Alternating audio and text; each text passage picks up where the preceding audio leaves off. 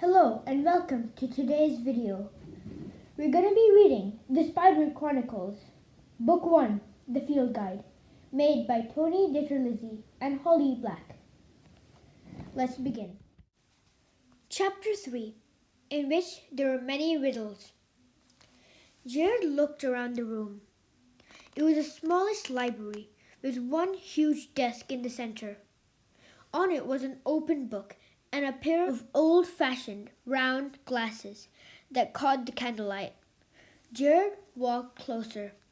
The dim glow illuminated one title at a time as he scanned the shelves. They were all strange. A history of Scottish dwarves, a compendium of brownie visitations from around the world, and anatomy of insects and other flying creatures. A collection of glass jars containing berries, dried plants, and one filled with dull river stones sat at the edge of the desk. Nearby, a watercolored sketch showed a little girl and a man playing on the lawn. Jared's eyes fell on a note tossed on top of an open book, both coated in a thin layer of dust. The paper was yellowed with age, but handwritten on it was a strange little poem. In a man's torso you will find my secret to all mankind. If false and true can be the same, you will soon know of my fame. Up and up and up again. Good luck, dear friend. He picked it up and read it through carefully. It was as though a message had been left here just for him. But by whom? What did the poem mean? He heard a shout from downstairs. Mallory! Simon! What are you doing up? Jared groaned. It just figured that Mom would get back from the store now. There was a squirrel in the wall, Jared could hear Mallory say. Their mother cut her off. Where's Jared? Neither of his siblings said anything. You bring that dumbwaiter down if your brother is in it. Jared ran over in time to watch the box disappear down into the wall. His candle choked on wax and sputtered from his sudden movement, but it didn't go out. See? Simon said weakly. The dumb waiter must have showed up empty. Well, where is he then? I don't know, Mallory said. In bed, asleep. The mother sighed. Well, go on, both of you, and join him now. Jared listened to their retreating steps. They'd have to wait a while before they snuck back down to get him.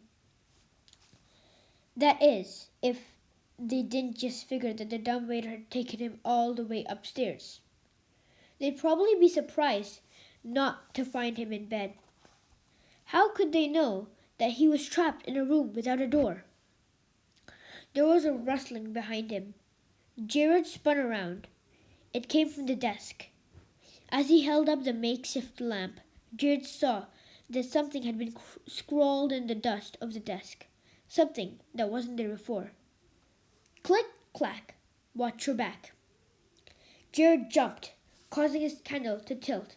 Running wax snuffed the flame. He stood in the darkness, so scared he could barely move.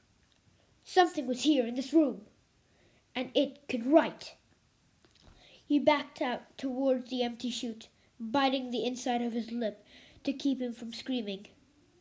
He could hear the rustling of bags downstairs as his mother unpacked groceries. What's there? He whispered in the darkness. What are you? Only silence answered him. I know you're there, Jared said, but there was no reply, and no more rustling. Then he heard his mother on the stairs. A door, and nothing. Nothing but silence, so thick and heavy that it choked him. He felt that even breathing too loudly would give him away. Any moment the thing would be upon him. There was a creaking from inside the wall. Startled, Jared dropped the jar, then realized it was only the dumbwaiter. He felt his way through the darkness. Get in, his sister whispered up the shaft. Jared squeezed into the metal box. He was so filled with relief that he barely noticed the ride down to the kitchen. As soon as he got out, he started speaking. There was a library, a secret library with weird books, and something was in there. It wrote in the dust. Shh, Jared, Simon said. Mom's gonna hear us. Jared held up the piece of paper with the poem on it. Look at this. It has some kind of direction on it. Did you actually see anything? Mallory asked. I saw the message in the dust. It said, watch your back, Jared replied hotly. Mallory shook her head. That could have been written there ages ago. It wasn't. I saw the desk, and there was nothing written on there before. Calm down, Mallory said. Mallory, I saw it. She grabbed his shirt in her fist. Be quiet. Mallory, let go of your brother.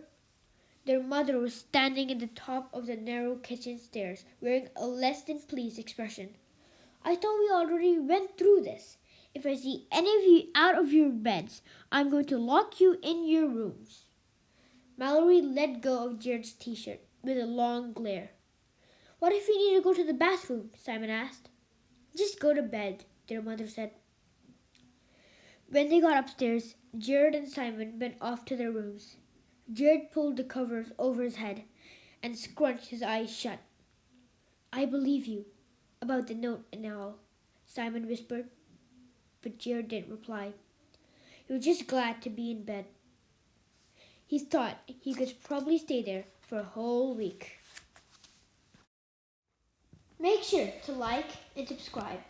If you want to be notified every time we post a video, click the bell icon. See you in the next one. Thank you for your attention. We hope you enjoyed it. The next chapter is going to be posted soon. Stay tuned.